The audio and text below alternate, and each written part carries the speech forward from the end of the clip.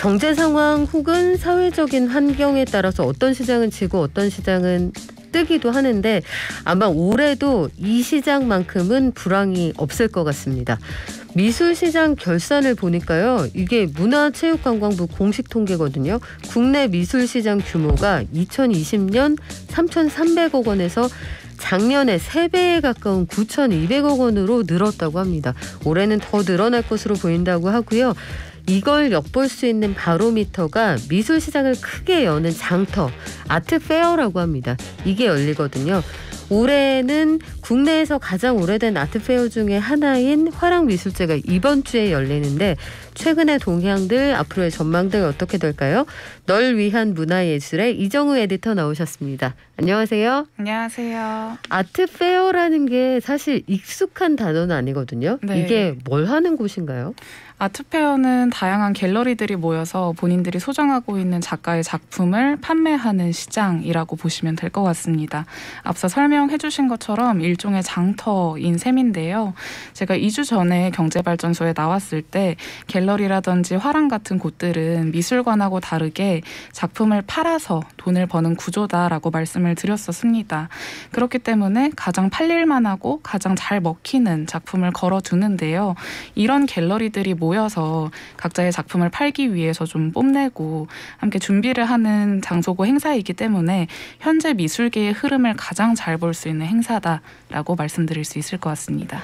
최근에 아트테크에 관심이 있는 사람들도 많고 특히 MZ세대가 이 미술 시장에 관심이 많다라고 하는데 실제로 수익률이나 구매력 어떻게 됩니까? 이 아트테크라는 것이 사실 작품 자체가 주는 미적 가치도 있지만 또 감가상각에서 자유롭다라는 점 때문에 투자 수단으로도 많이 각광을 받고 있는데요. 이 아트테크에 관심을 보이시는 분들이 보통 연수입의 5에서 10% 정도 꽤 큰 금액일 텐데 이 정도의 금액을 미술품 구매에 할당하겠다라는 계획을 많이 세우신다고 합니다. 그리고 이런 계획을 세우면서 온라인이라든지 오프라인 아트페어나 갤러리 혹은 전시회 등을 통해서 시장 동향을 살피면서 좀 안목을 탄탄하게 기르는 추세가 많이 보이고 있고요. 또 이 아트테크 같은 경우에는 주식하고 다르게 종목을 그냥 보고 공부하고 정보를 얻는 게 아니라 본인의 안목에 따라서 또 결정을 능동적으로 하는 시장이기 때문에 이 본인의 안목을 키우기 위한 능동적인 움직임이나 행동이 많이 관찰됩니다. 이번 주에 올해 첫 아트페어 화랑미술제가 열린다고 하는데 이게 어떤 행사인가요? 화랑미술제는 이 국내에 있는 화랑과 갤러리들이 모여서 작품을 전시하고 판매하는 행사인데요. 국내 갤러리만 한정해서 진행을 합니다. 앞서 말씀드린 것처럼 올해로 40주년을 맞아서 한국의 최초이자 최장수 아트페어예요. 그래서 보통 여지까지는 한 100곳 정도 되는 화랑이 모여서 아트페어를 진행을 했었는데 이번에는 역대 최대로 143곳의 갤러리가 참가를 하고 4천여 점의 작품이 선보여질 예정이라고 합니다. 화랑미술제를 우리가 주목해야 되는 여러 가지 이유 중에 하나가 그 해의 국내 미술 시장을 가늠해 볼 수 있는 자리다 이런 얘기가 있더라고요. 네, 이 대부분의 아트페어가 좀 큼지막한 행사들이 7, 8, 9, 10월 달에 주로 진행이 됩니다. 하반기에 몰려 있는데요. 그런데 화랑미술제가 정말 몇 안 되는 3월에 진행하는 아트페어인지라 한 해 미술 시장의 흐름을 점쳐볼 수 있는 중요한 행사로 여겨지고 있습니다. 저도 생각나는데 작년에 BTS에 RMC가 다녀가면서 화제를 모으기도 했다. 요 기억이 나거든요. 네. 역대급 매출을 올렸다는 소식도 있었죠? 네, 작년에 이제 RMC가 다녀가셨는데 오픈 첫날 VIP 관람일 날 다녀가셨다라고 하고요. 이 이후에 행사 기간 내내 인파가 몰리면서 작품을 걸어두기 바쁘게 팔려나간다라는 말이 나올 정도로 흥행을 했었다고 해요. 이게 어느 정도냐면 5일 동안 진행됐는데 4만 8천여 분이 다녀가셨다고 하고요. 72억 원의 작품 판매액을 기록했습니다. 재작년 수치랑 비교해보면 관람객 수가 30% 증가를 했고 작품 판매액도 3배가량 증가를 하면서 폭발적으로 미술시장이 성장하고 있는 걸 관찰할 수가 있었습니다. 이슈는 되는데 그리고 사실 뉴스에서도 가끔 보거든요. 근데 막상 내가 아트페어에 어울릴까? 내가 저런 데 가도 될까? 낯선 분들이 많을 텐데 관람이나 구매 팁이 있다면 어떤 게 있을까요?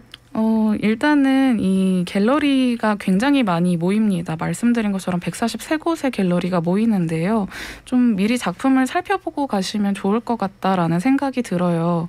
이 한국화랑협회 사이트에 들어가면 어떤 갤러리들이 참여하는지 목록을 좀 확인해 보실 수가 있습니다. 이 갤러리들을 미리 좀 방문해 보시는 것도 괜찮을 것 같고, 사실 갤러리를 내가 가도 될까 좀 고민이 되는 경우가 많을 맞아요.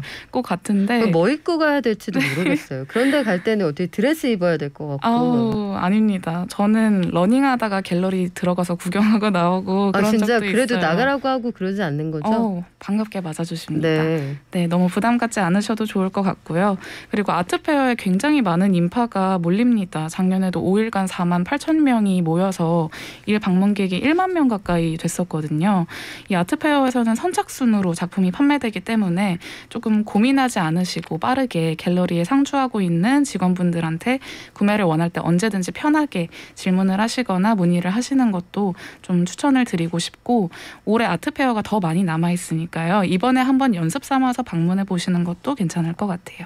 저는 최근에 국내 작가들에 대한 관심이 많이 높아졌다. 이거 되게 반가운 소식으로 듣고 있는데 놀랍기도 했어요. 한편으로 보면 이우환 작가 이런 분들의 작품을 사는 사람의 절반이 2030이다. 더구나 여성이다. 이런 통계도 있던데 작품을 사고 싶어도 구매할 때 좀 망설여지거든요. 네. 주의사항이 있습니까? 작품을 사고 싶은데 구매할 때 망설여질 때 아무래도 좀 정보를 얻기가 쉽지가 않다 보니까 작품 구매에 있어서 이런 고민들을 많이 하시게 되는 것 같은데, 좀 저는 추천드리는 방법은 구글에 영문으로 검색을 해서 이 작가의 옥션 프라이스, 경매가가 어떻게 형성이 되어 있는지, 실제 외국 시장에서 판매될 때 어떻게 가격이 형성되어 있는지 좀 미리 파악을 해보시고 구매를 해보시는 걸 추천드리고 싶어요. 드물기는 한데 종종 갤러리를 끼고 작품을 구매를 할 때 수수료를 좀 과하게 떼간다든지 작품 가격을 좀 부풀려서 판매를 한다든지 하는 경우도 있기 때문에 되도록이면 많은 검색을 통해서 좀 가격을 확실히 알아가시고 구매하시기를 추천드립니다. 저희가 작품을 좀 저렴하게 구매할 수 있는 팁 이런 것들은 모아서 다음 시간에 따로 알려드릴 거예요. 다음 시간에도 꼭 들어주세요. 그리고 또 다른 아트페어 일정들 간단히 정리를 해볼까요? 네, 올해 이제 또 다른 아트페어들이 예정이 되어 있는데요. 가장 가까이 예정되어 있는 것은 바마입니다. 부산국제화랑 아트페어예요. 부산에서 진행이 되고 올해 4월 달에 진행이 될 예정인데, 국내외 갤러리들이 모두 모여서 여는 아주 큰 규모의 아트페어입니다. 그래서 바마도 관심 있으신 분들은 확인해 보시면 좋을 것 같고요. 그리고 그 다음으로는 올해 9월 달에 키아프가 열립니다. 마찬가지로 이것도 한국화랑협회가 주최하는 아트페어인데 국내 갤러리뿐만 아니라 해외 갤러리까지 모여서 매우 큰 규모로 진행이 되니까요. 올해 9월 달에 또 방문해 보시면 좋을 것 같습니다. 네, 지금까지 널 위한 문화예술의 이정우 에디터였습니다. 고맙습니다. 감사합니다.